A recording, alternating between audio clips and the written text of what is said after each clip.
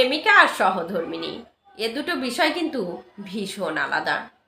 আপনার প্রেমিকা যে আপনার খুব ভালো সহধর্মিণী হবে এমনটা কিন্তু নাও হতে পারে।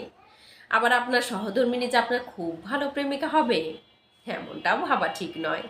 কেন বলুন তো? কারণ এ দুটো একদমই দুই প্রান্তের। আপনার প্রেমিকা আপনার জন্যে গোলাপ, চকলেট কিংবা জন্মদিনে পায়েস রান্না করে আনলে সে খুব ভালো প্রেমিকা হয়ে যায়। কিন্তু স্ত্রী হতে গেলে, সহধর্মিণী হতে গেলে জীবনের প্রতিটি লড়াইয়ে কাঁধে কাঁধ মিলিয়ে চলতে হয়। জ্বর এলে জলপট্টি দিতে হয়, যে কোনো পরিস্থিতিতে বলতে হয়, ভয় কেন পাচ্ছ, আমি তো আছি।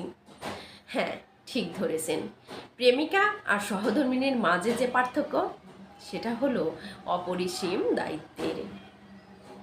ধন্যবাদ সবাইকে।